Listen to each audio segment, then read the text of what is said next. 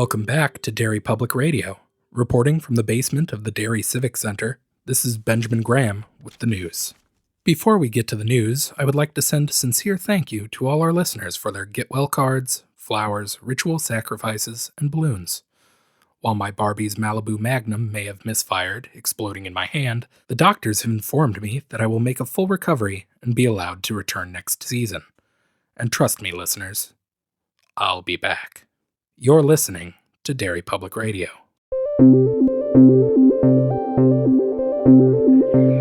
This is Derry Public Radio.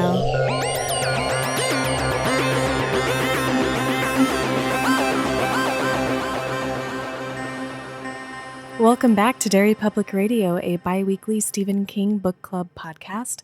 I'm one of your hosts, Sam Alexander, alongside Joshua Kahn. Hey, everybody. And Benjamin Graham. Hey, constant readers. And today we are covering the movie loosely based off of the book, The Running Man. That is so generous. I would like to encourage you listeners, if you have not watched this movie, just stop and go watch it. Yeah, you should not be listening to us. You need to, even if you have seen this movie, go watch it again right now.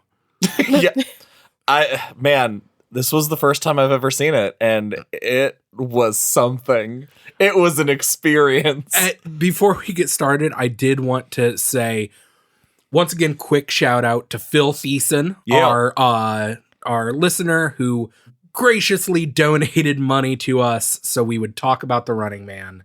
And then we spent 2 episodes shitting all over it. So, Phil, first, sorry, but sincere thank you, because you set into the events that led up to me watching The Running Man with Josh for the first time. And that's a present. That was a gift to me, personally. So thank you. It was somehow better than watching the actual movie. Because I couldn't. Were you both just watching me the whole time? Is that what was happening? Uh-huh. Good. All right. Just certain parts, I was like, I know what's coming up. And Josh is going to enjoy it. Yeah. Man. All right. Let's just go ahead and get started with The Running Man. It also takes place in the far distant future of 2017. 2017, where the style of very high-cut spandex. It's like the 90s are back. Yeah, weird. So Show crazy. me those hips. I always love when a movie starts with rolling text. Yeah. That's always is a good start off to anywhere. The first thing right out of the gate, Ben Richards as a soldier? That I did not expect that whatsoever. As a healthy, beefy soldier, not a scrawny dinosaur man. Yeah. Stephen King apparently had said in an interview that he's like, yeah, Arnold as Ben Richards is the furthest possible from what he is actually like in the book. He's supposed to be sickly, and his casting totally backs up my belief that The Running Man, the book, is an action-adventure book. It pretty much has to be once you have Arnold Schwarzenegger attached to it. Which, not only was this the first time I've ever seen this, I can't tell you the last time I watched an Arnold Schwarzenegger movie. The thing that I forget about watching an Arnold movie is that I have to attune my ears to understand what he's saying. I thought you were going to say you have to attune your ears for all those sweet one-liners. Oh, God. The one-liners are just gold. I have them. I'm so happy. Should we kick off the episode with one-liners, or do you guys want to save it? Yeah, let's go for it. Let's a prelude of things to come. I think they're best out of context. Ladies and gentlemen, we present CM Alexander with out of context puns. Give you a lift. You can't laugh after each one. I know, but I love that's such a specific thing that doesn't make it a pun unless you can see it or know what it's from. I'll be back. Here's Sub-Zero. Now, Plain Zero. He was a real pain in the neck.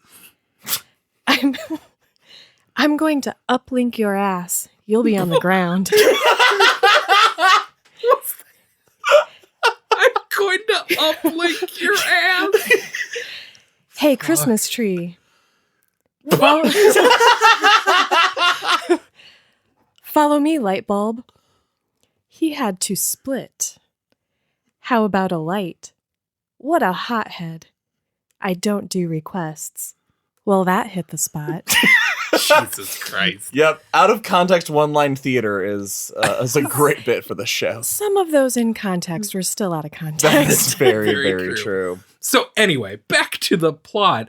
Yeah, Ben Richards is a soldier. It was that was a weird way to start things off. He's in a helicopter with a bunch of other soldiers. For some reason, it's full of soldiers, and they're flying over a riot. A riot that's also peaceful. Nobody is armed. Nobody's a protest. Armed. It's a protest. Because the world we are set up in, it's this police state. It's more. What do you guys say? More or less dystopian than the book?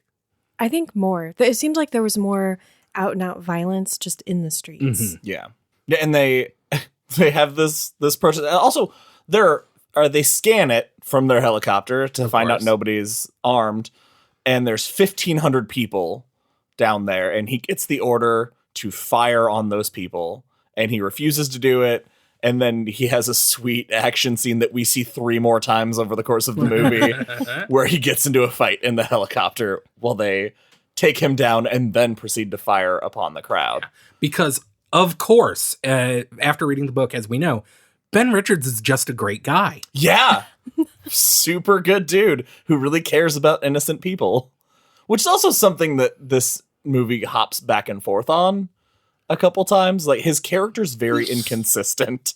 Yeah. About what and who he cares about.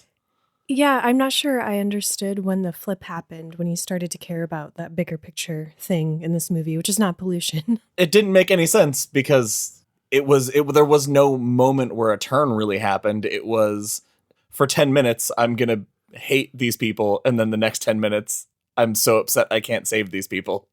Just doesn't make any sense.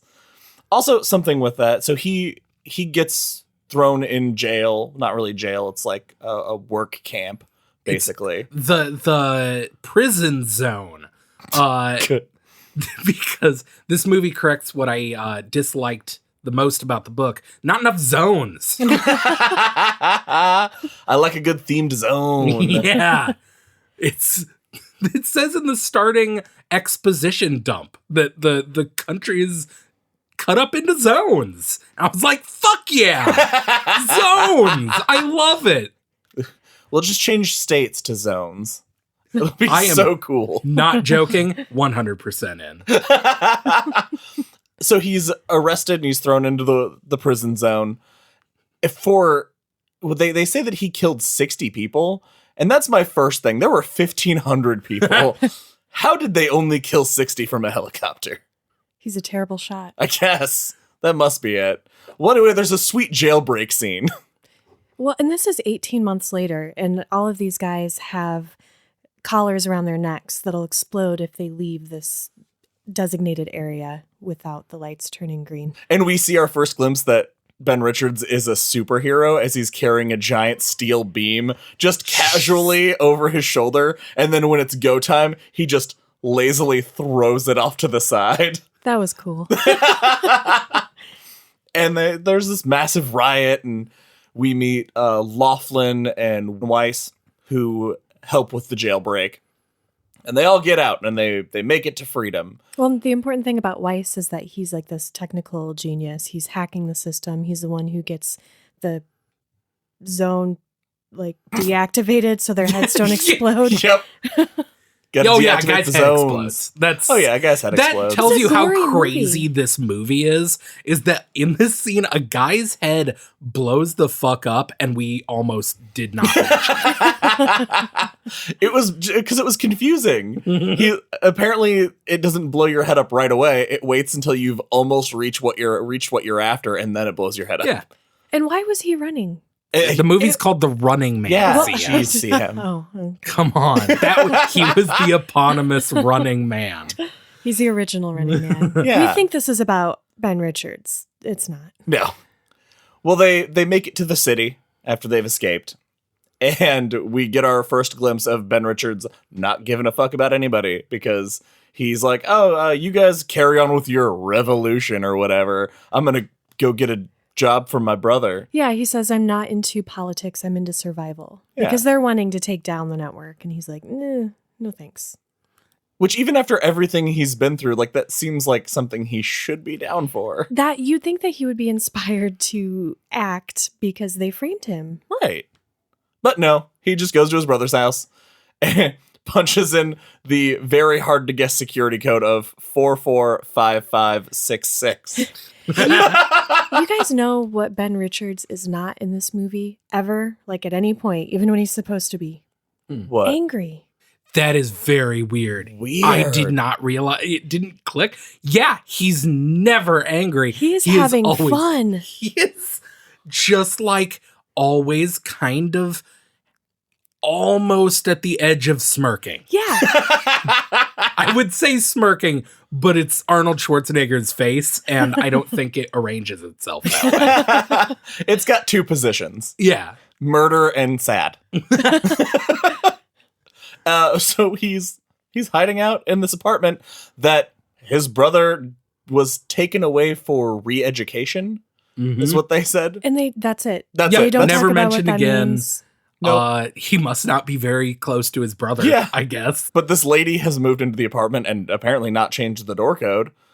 And she gets home from work and does the first moment of this movie where I laughed so much louder than I thought I was going to, which was when we see Jesse Ventura leading a group workout on TV.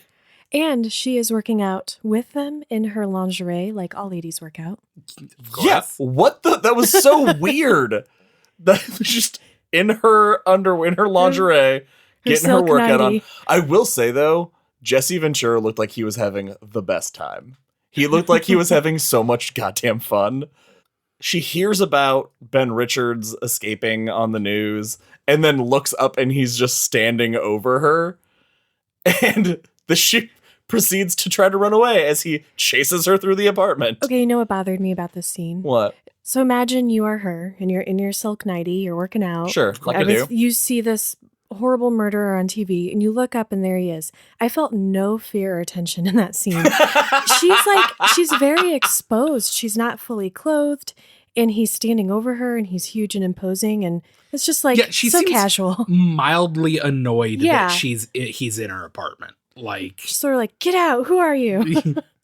Wait, well, she never changed the door code. How many of his brother's friends have just popped by and been in her house when she's been in her lingerie? Why she's That's why- exercising in her nightie. Yeah, she's very consistent. Like, there's always somebody just in my house. If only there was a way to stop strangers from getting into my house.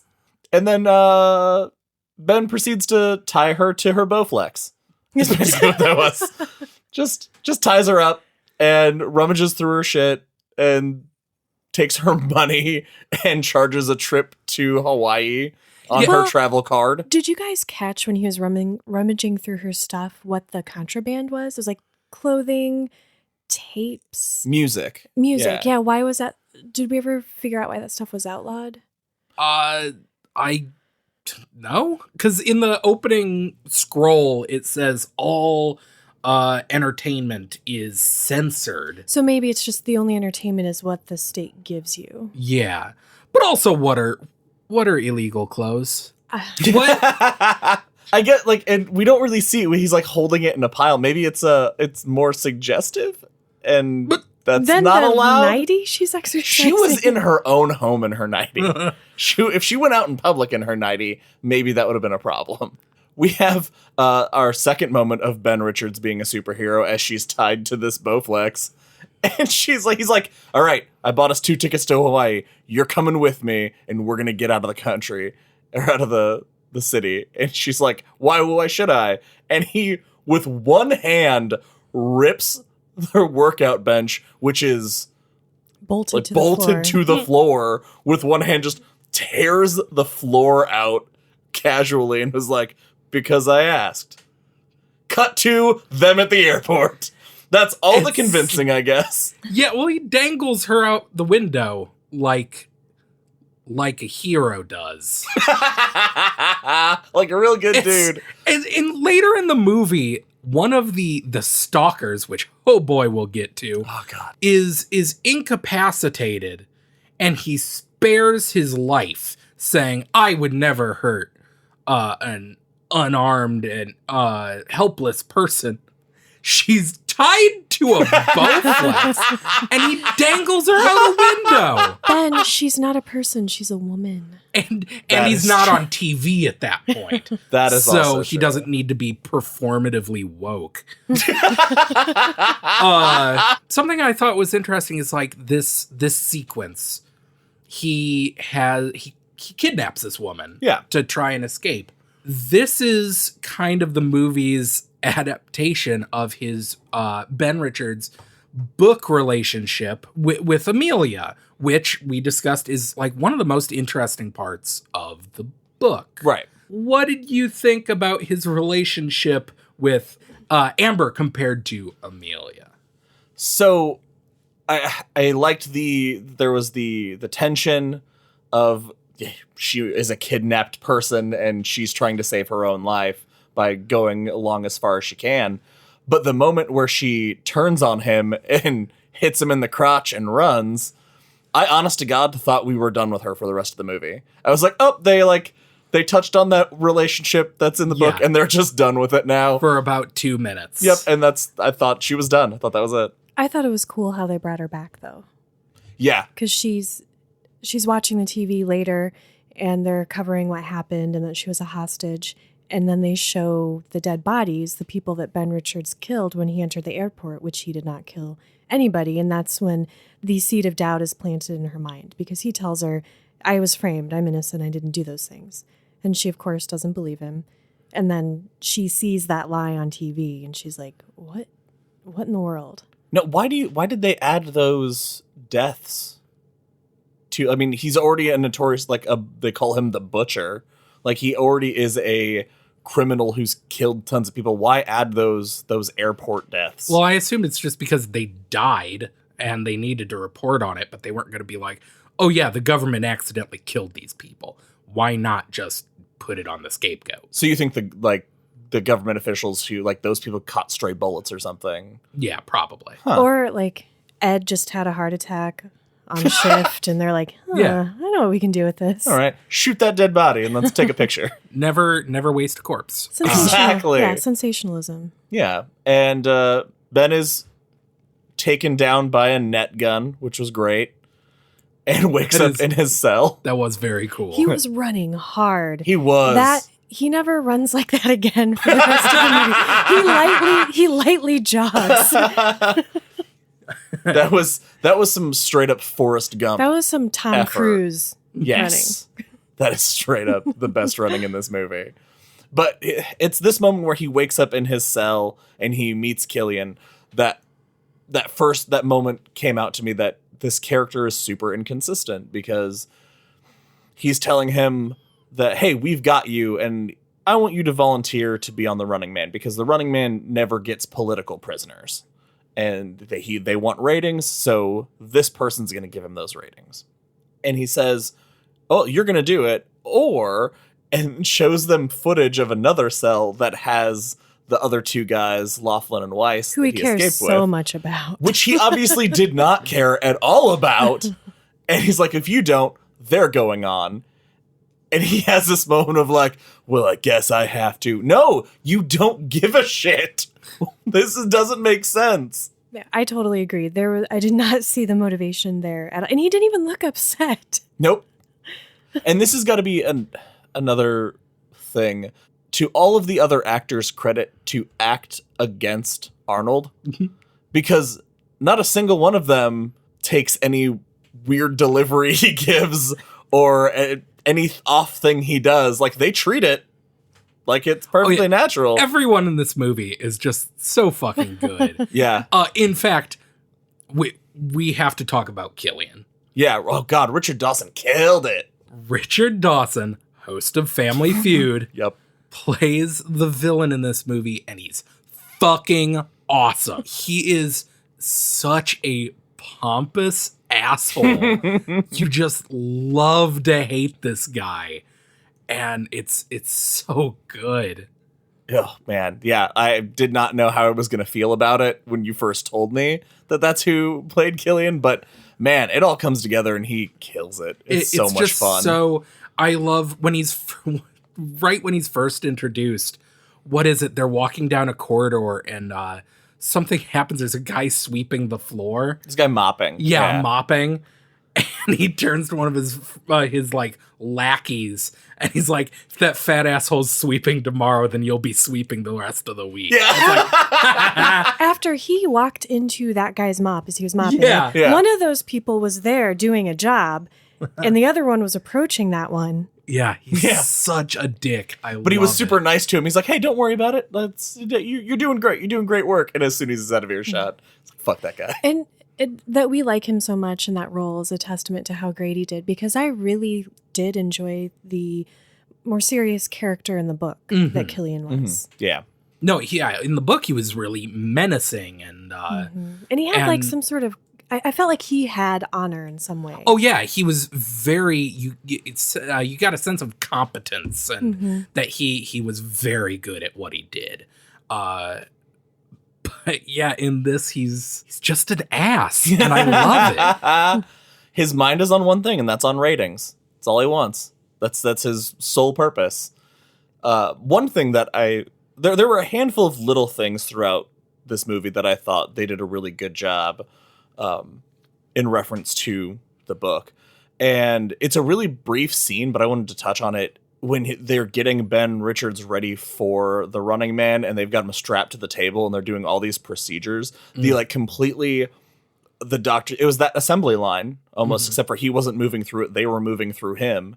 And it was just these apathetic doctors. That is a great way to put it. That was a horrible scene. Yeah.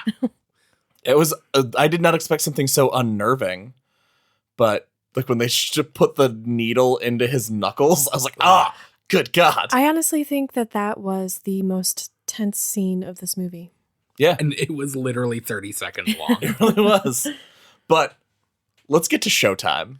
Shall we? Please. Let's get to showtime. This is where the movie, up to this point, it's like pretty standard late 80s, early 90s sci-fi Schwarzenegger movie. Yeah. When the show starts is when this movie goes off the goddamn rails. It was so much fun. As they're like taking Ben out, he's in this like coverall. I'm just remembering you losing your shit. They bring him out and he's in his handcuffs. Yeah, in this like dark prison like jumpsuit, basically. And I was like, all right, they're just leaving him in his prison khakis and they're gonna send him down. But nope, it's tearaway. And it tears away to reveal the most glorious jumpsuit I've ever seen. This movie is like watching a wrestling show. Yes. Yeah, very much so. Especially considering all the wrestlers. Yeah. Funny how that works. Also, I don't know if you guys noticed the Running Man tracksuit sponsored by Adidas. No, I did not notice It that. has an Adidas logo on the arm. Oh, God, that's amazing. I straight up want that for Halloween. I'm going to be Ben Richards for Halloween. I want to see you in that for Halloween. Yes. CM's going to be Annie Wilkes. I'm going to be Ben Richards. And then we'll find out I'm going to what be Ben's the gonna truck that hits that kid in Pet Sematary. Yep. The best villains of all of our stories. As they get ready to start the show, they go over kind of the rules a little bit at the top of the show, and we see that there's been 3 previous winners, which is something that's completely different from the book, where these people, like, they have 3 hours to make it through 4 zones, and if they do, Fuck yes! then they win their freedom and they get sent to Hawaii, which is where he was going to go in the first place. So it's perfect. Oh, now he gets to go for free. Sweet. The way that the course, I guess, is set up, this threw me so hard when I started the book because Ben Richards is just in the world and it feels so big. And you don't feel as connected to the character. You feel like, you know, you could just get lost with him in the world. And then this is so close and claustrophobic. It's completely different. This blew my mind. I, of course, spent the movie on IMDb trivia. Yep. And my entire life, I've seen this movie just so many times. And my entire life, I've watched it and thought, man, it's pretty crazy that they adapted the American Gladiators into this super crazy movie. Nope. No, what? American Gladiators came out 3 years after this movie. No. American Gladiators is based off The Running Man. Holy shit. That makes me love both this movie and American Gladiators more than I already did, which was a lot. Turbo. As a complete side note, I performed the ceremony for a wedding ceremony for the daughter of an original American Gladiator. And I got stop the podcast. The movie's good, guys. We're done talking about it. What? I performed a wedding ceremony, and the father of the bride was an American Gladiator. And did they roll down the No, the aisle in an Atlas globe? nope. But I did the one thing. I was like too nervous to talk to him because he's a big, imposing man. And I asked him if he still had his singlet. And he said yes. And that is where that conversation with him ended. I'm really excited. That's insane. I also want to know about the Running Man, the home game that they referenced several times throughout the movie. Do you think that's real? Do you think we can buy that? If not, let's design it. Okay. All right. Yeah, coming to our Patreon soon. The Running Man home game. And it's an actual play podcast where we play the Running Man Holy game. shit. Just full of $1 million ideas. Yeah, today. right. And here's where we also get another major twist in our story. Just before they send Ben down the tubes to where he'll down the tube to the zone. Oh, that's sexual. Is it? Think about it. All right. Well, before they tube him to the zones, Oh, yeah. they reveal that his two best friends are also going to be tubed to zones with him because fuck Killian. And he is mildly annoyed. There's no shock on his face. He's like, all right. And the actor who plays Weiss just looks like he's shitting his pants. He looks so pitiful. Well, they have Ben like sitting in this, it looks like a go-kart cage. Yeah, bobsled. Go-kart cage, yeah. I didn't think of the word bobsled. And the other two guys they have it propped on its end. They're in the same things, but standing up. Yeah, they're in a seated position, but like, yeah, it just looks so awkward. It's so hilarious. They're so pitiful looking. Another side note, I got stuck in a ride at Universal Studios one time in that position. It was at the Spider-Man indoor roller coaster. It got jammed in that position. So I know what sitting in that position vertically is like, and it is unpleasant. Hard to be intimidating in that position. Really? No kidding. Now we find out at this point that Amber is going to be a bigger deal because she sneaks off into the... Hold on. Yep. We got to back up. Yeah. We got to bring it back because Amber is with her gal pal in the hallway getting a $6 soda. And she sees, they're bringing Ben down the hall and he's kind of giving her the you did this look. And she's looking back like, shit, I did this. And her gal pal just jerks off all over the scene. Yeah, she does. Oh, man, you're lucky he didn't kill you. Or rape you and then kill you, or kill you and then rape you. God, I want him to rape me. I might have added some.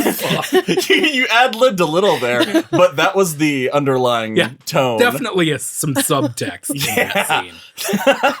That was. I wish they'd brought that character back. I want to know more about her. Should have tubed her to the zone. Good. I feel like We're speaking a completely different language. Broke us. Yeah. Amber goes to apparently the military records room in the TV studio and starts just goes through the files and finds the file labeled damning evidence just right off the bat. It was Richards, Ben, damning evidence right here. Yeah. Just clearly marked edited for TV and then raw footage of the massacre that they got somehow. Not even in a locked cabinet. Nope. She just walks into this room and takes it. And then as she turns around, gets a hand to the face. And then it moves on.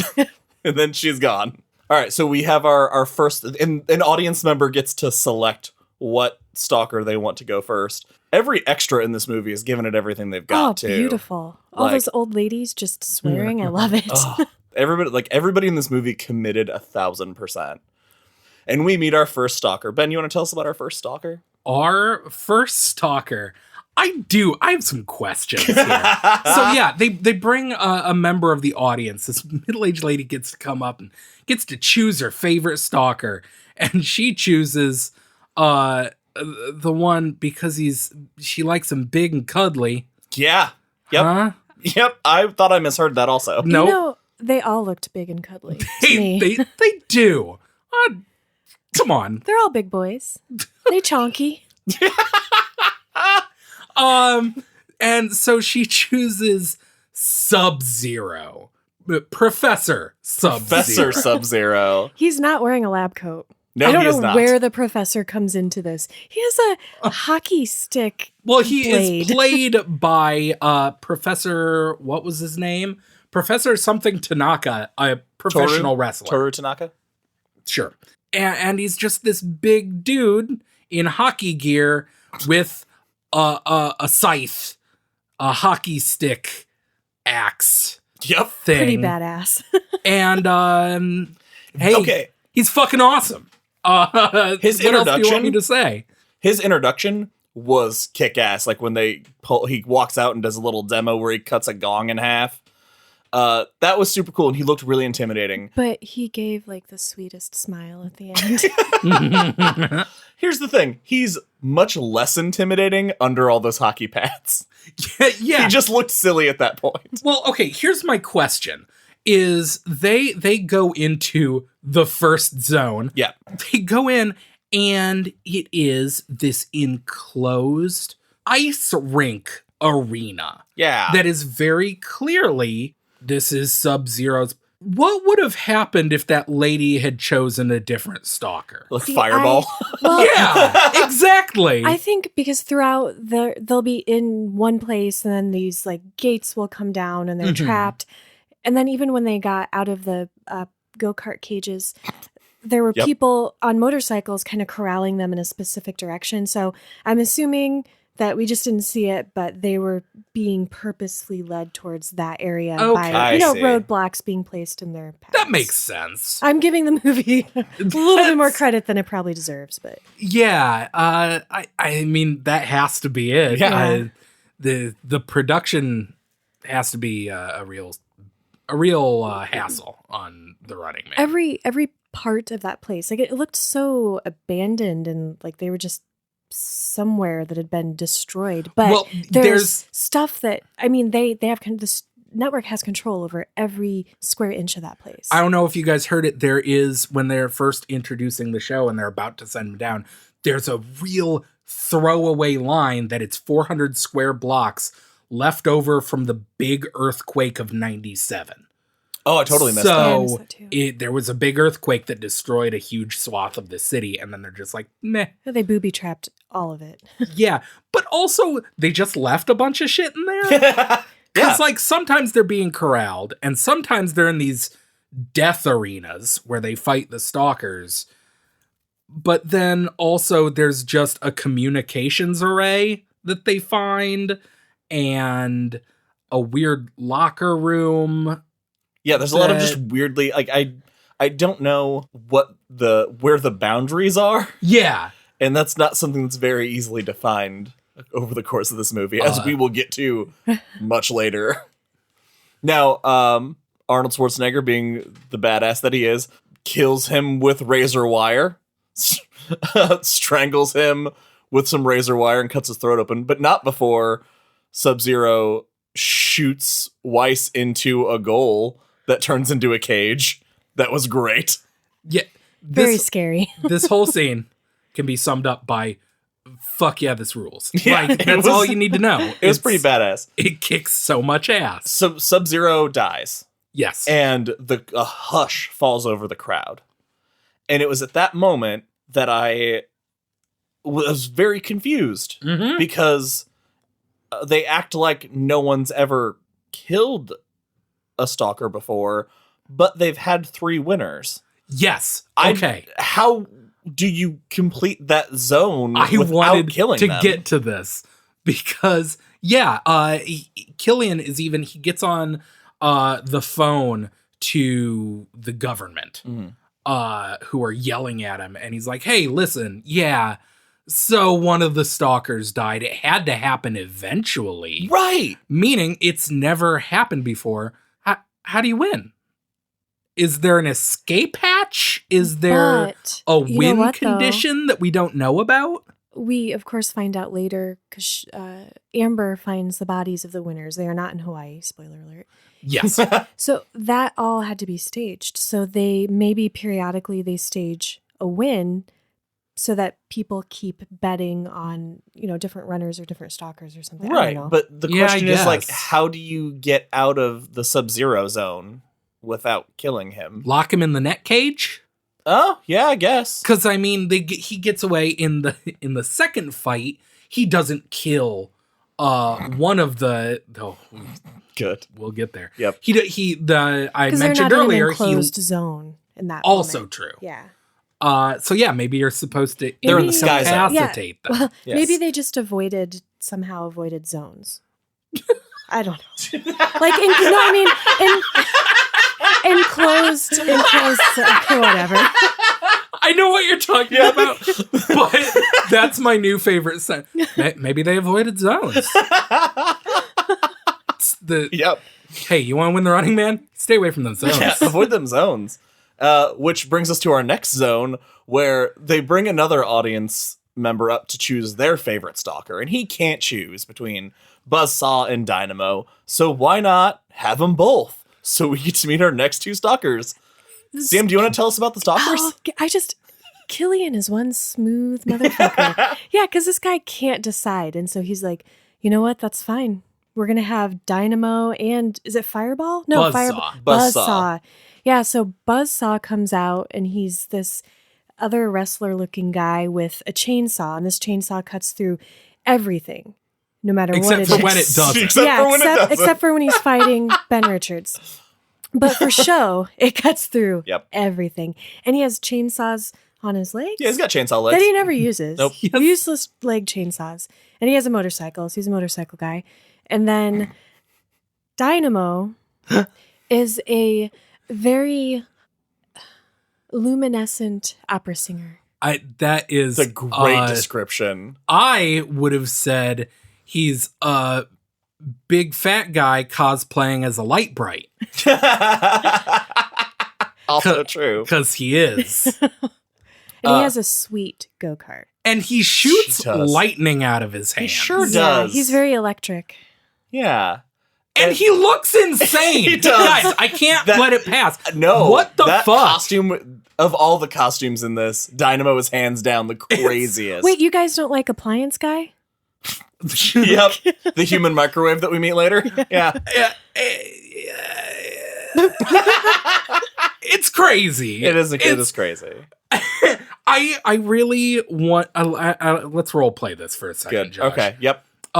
You're going to be the producer, and I'm going to be Dynamo coming in to pitch my gimmick. Good. Okay.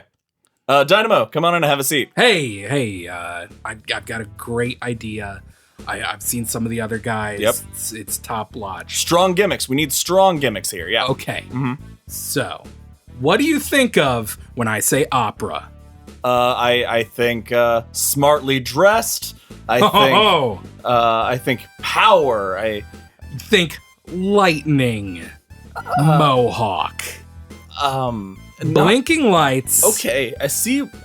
Tiny car. Ooh, yeah, go get him. You're on tonight, so we need to get started. It's just the craziest costume I've ever seen in a movie. I love it. That's who I will be this Halloween. Good. I'm going as Dynamo. Awesome.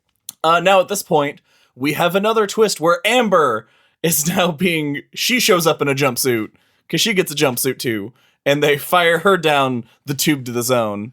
Her jumpsuit's sexy though. She's got a sexy some cleavage in that jumpsuit. A low cut jumpsuit to get tubed to her zone. This movie's sexy, guys. It is. This is a real sexy movie. Yeah, we haven't even talked about the Paul Abdul dance number. There we go. Yep. that was it. It was an extremely long dance sequence. It was very Abdul-y. Yes. Now we have our 4 heroes together, and they split off into teams of 2, I guess. And Weiss sees one of the relays that he's talking about. Like, we can never hack their satellites because we don't have access to their relays. And she just follows Weiss for no reason, really. And leaving Ben and Laughlin to fight Buzzsaw. That Buzzsaw fight, it was really nothing. Yeah. It really, but it ends in a way that makes up for everything. Yeah. Tell us how it ends, Ben.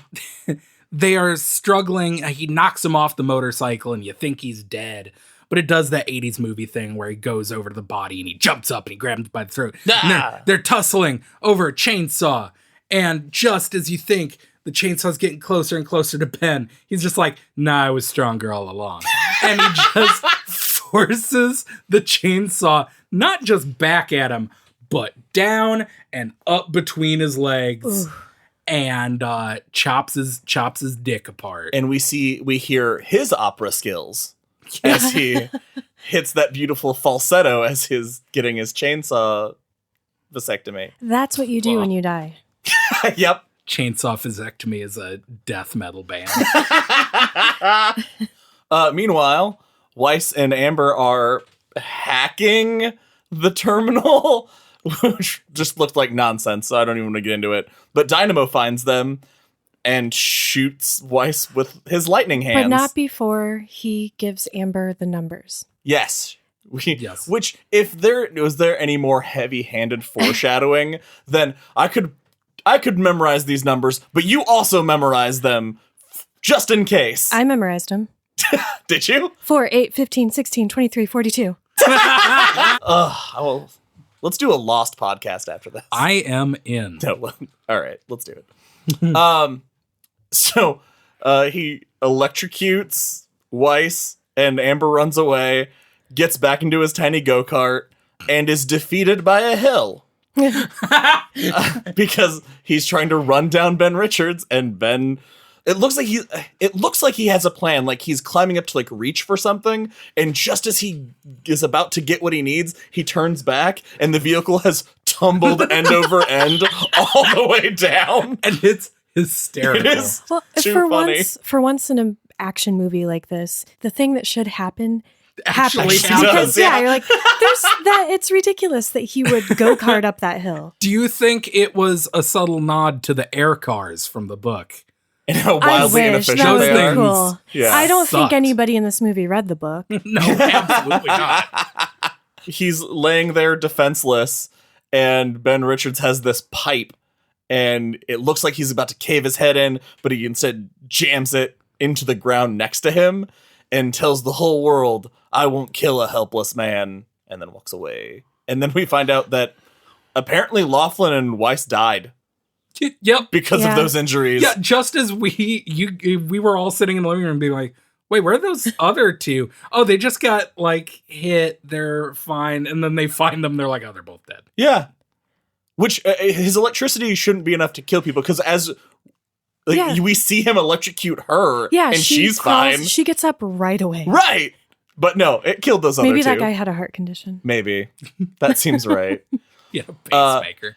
And here's another moment that we get that's actually from the book where Killian makes a private call off the air and he tells Ben, how would you like a job? Here are all the perks. You can join the Stalkers and be one of us. And in no uncertain terms, he tells him to fuck off. Of all the awesome one-liners that Ben has in this movie, I was really disappointed that he didn't have one here. Yeah. He gives us like really awkward sort of speech in like 3 sentences. It wasn't very effective. No. Then, which brings us to our last, well, not our, technically our last stalker that we face off with. And that's Fireball, who... Why don't I remember Fireball? Fireball has this giant flamethrower and also, for some reason, a jetpack. Oh, yeah. Oh, and we saw him earlier. He was like in an office. He was watching... in the locker room. Oh, yeah. And the camera held on him for a few seconds. I was like, well, that's weird. Yeah. Yeah, but then we meet him again and he's in spandex with a jetpack. He's pretty cool. He is the least dorky outfit of all the stalkers. Yeah, kind of. But this is also an interesting point because this is when the public opinion starts to turn because Killian brings up my favorite old lady in this movie. And she's like, hey, who do you think's going to get the next kill? And she says, Ben Richards. And he's like, no, he's the bad guy. Like, I can pick whoever I damn well please. It's going to be Ben Richards. And this is where Amber finds the bodies of the previous winners that are for some reason in this locker room, all in the same place, just left out in the open to decompose. You know who else? Still wearing their dog tags. You know who else is in this locker room? Who? Who else is in the locker room? Ben Richards on the ceiling like Spider-Man. That was absolutely insane. Fireball has her cornered and he's about to roast her, and then just feet come swinging in. Well, first his hand comes down because he detaches the fuel line on his jetpack flamethrower from the ceiling, and we have been in this room with her the entire time. He was not in there before she got in there. But he just drop kicks him from the ceiling and then throws a flare on him. He would have had to climb on top of the lockers while these two are having this conversation right next to the guy. Yeah. Okay, whatever. It's insane. And at this point, they have devised a solution to their Ben Richards problem. They have this software that will superimpose Ben on another contestant. So they're basically going to show a rerun of Captain Freedom killing them and just saying, oh, Ben Richards is dead. Captain Freedom, who is Jesse Ventura. Yes. Who is an old hunter, or stalker. Turned announcer. Retired and wore an air conditioning unit on his chest for a second. This movie predicted that technology. That's pretty cool. Yeah. Wearable microwaves? Clearly. No, the face. Yeah. Oh, got the superimposing. Oh, got it. And at this point also, the rebels sneak in and get them out somehow? Well, okay, so at some point, I think it was Weiss said, hey, the rebels have an outpost in Quadrant 4, which I guess... You mean Zone 4? What? No, it's Quadrant 4 of the game zone? Oh, sure, yeah. I don't know, man. So yeah, I guess the resistance is just hanging out in this wasteland. Yes. So this isn't like a cordoned off place that only the network has access to. Where are the boundaries? It doesn't, because they've also apparently like hacked into their stuff because they close one of the gates and trap them in and then get them out. They air the super convenient clip that they've superimposed both Ben and Amber in, which luckily that kill had a man and a woman roughly their size, so they could superimpose them. That was They really got away with it. They did it. Which, that scene was pretty cool to watch, though. Because it's like almost a cool like fight. an And alternate reality and you're version. watching them watch that happen. Yeah. Yeah, which is a really interesting thing to get into of like, oh man, these two characters just watched themselves die on television. No, they don't, the movie doesn't care about that. It's not gone into. They are unemotional about it. Yeah, they're like, Yes. Well, would you look at that? In fact, I think Amber's like, hey, this is for the best. We're dead now. And Yeah. Arnold lights a cigar. Yeah. Why is he the leader of the resistance now? Because he cares, man.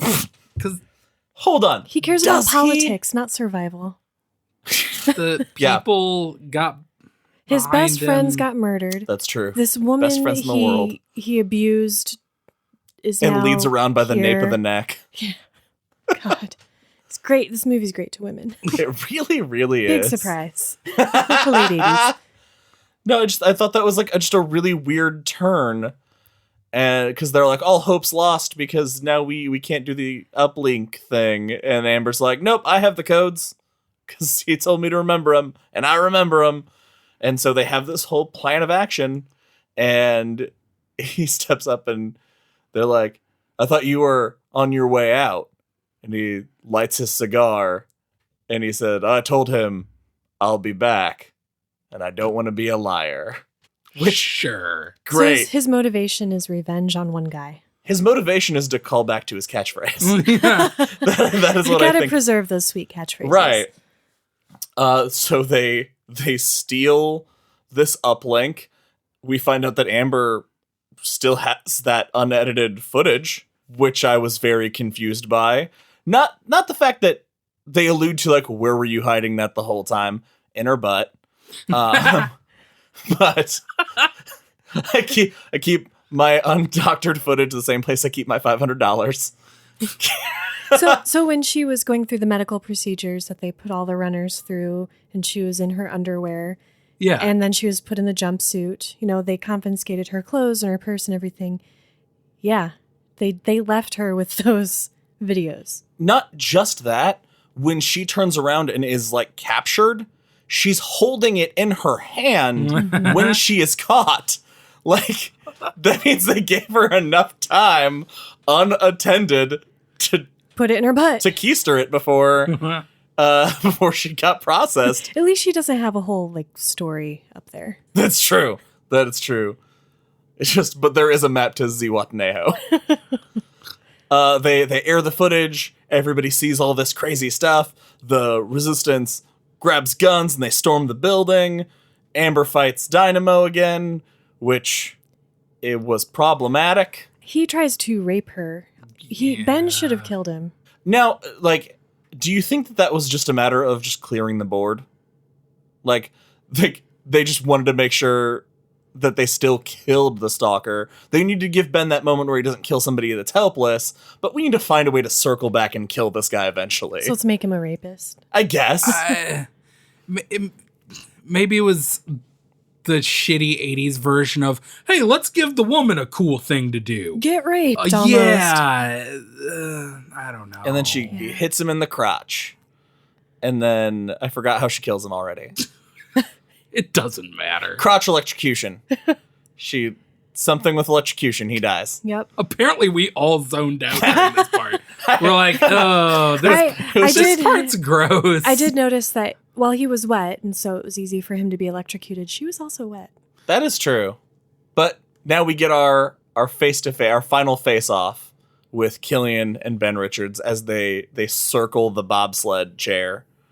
And Killian gives his evil monologue about it's never been personal. It's all about ratings and blah, blah, blah, blah, blah. What a shitty, if he's trying to save his own life, he's not doing a good job. His whole speech is like, we just wanted ratings. That's why we tried to kill you. That's why your best friends are dead. Come on. Yeah, he is speaking Ben's language. Ratings. Yeah. How crazy would that have been? Ben would be like, well, shit, I never thought about it that way. That is a really good point. But as this conversation is going on, Ben has intuitively figured out how to start the machine that runs this bobsled contraption. Well, I give him that because you do see him. His eyes are not on Killian the whole time. Killian's giving him his thing, and he's kind of looking at him and then sort of looking at everything around him. And yeah, and finally just grabs him and throws him into the bobsled go-kart and tubes him to the zone.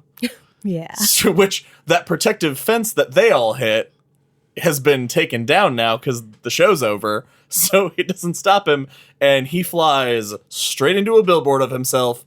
That the billboard was apparently in front of their supply of gasoline for Fireball, because he goes through it and blows the fuck up. which leads to my favorite part in the movie, not because of what happened in the movie, but because of what happened in my living room. Was Ben delivers his awesome one-liner, well, that hit the spot.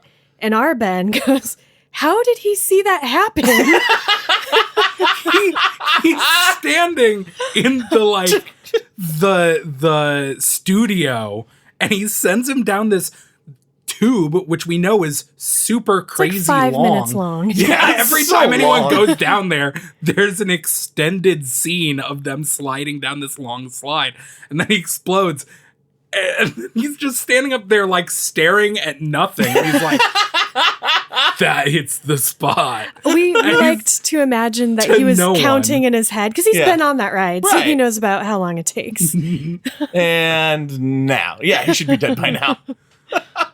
And then we have what easily the most emotional point of this movie, where Amber and Ben see each other again, and the chemistry is electric. The two More of them, electric than Dynamo. It's Dynamo.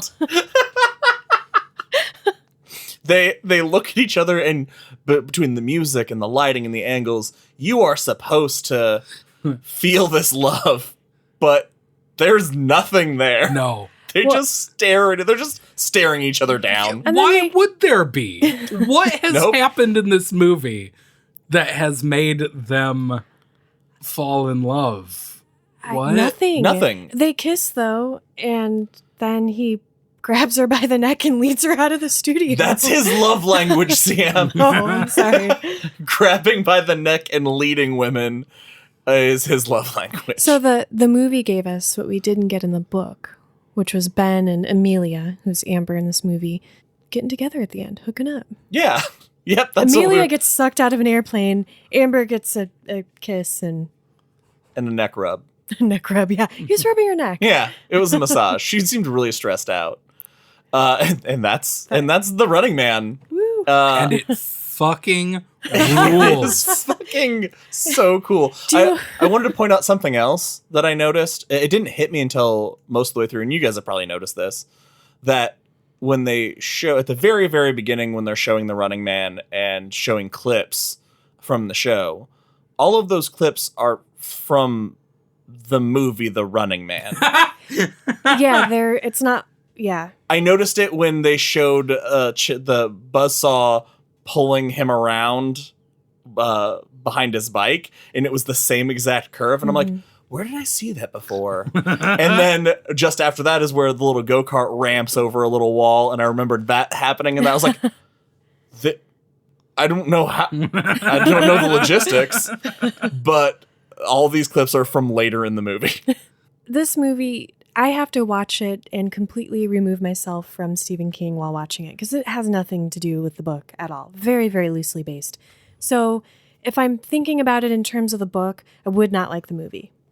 If I'm thinking about it separate, just its own standalone thing, this movie is awesome. It is a hell of a good ride. And Arnold Schwarzenegger, I mean, you enjoy him or you love him, and Those are the only two options. those are the two You options. enjoy him One way or or the you other. love him. Yeah. I give it 4 out of 5 blue chambray shirts. Fair. Yes, as an adaptation, they could not fuck it up worse. As a movie, it is the most bonkers fucking awesome shit. I am so hyped up. 5 out of 5 zones. Give it all the zones. 5 out of 5 blue chambray shirts, guys. It's great. Before I get to my rating, I will ask you guys. I need you guys to give me one more rating out of 1 out of 5 blue chambray shirts. The movie of me watching The Running Man. 5 out of 5. Oh, yeah, 5 out of 5. Very Good. fun. Would do it again. But you can't, because it was... True. You can't watch something for the first time again. Have you seen Total Recall? I have not. Oh, fuck yeah! Oh, I know what we're doing right after this. All right. Man, I'm so glad that you guys touched on, like, the rating it based on the book, because I remember I ripped Apt Pupil apart because of how much of a bastardization it was. And I was, like, trying to reconcile that with myself of, like, how can I rate this one so much higher because it's so fucking good? Well, that was also a shitty movie. It was a terrible movie. But, yeah, as an adaptation, this is just terrible. But for what it is not, like... It's definitely it's so bad it's good. And now I see why when I tell people I'd never seen it, their reactions were what your guys' reactions were, because it's just top to bottom insanity. It's so good. I'm going to go and give it a solid 4 out of 5 blue chambray shirts. All right, well, that's it for this episode of Derry Public Radio. As always, thank you for listening.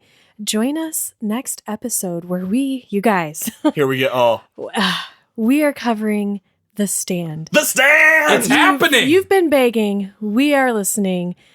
Yeah, we're going to do it. So for this first part, we're going to break this down into approximately 20% chunks. Yeah. And we're going to give ourselves a little bit of wiggle room because it is so big and we want to do a good job. So we're going to read about that much. So sort of follow along.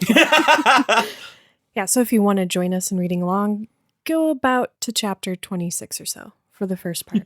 For Benjamin Graham and Joshua Kahn, I'm CM Alexander, reminding you, I don't want to be the only asshole in heaven.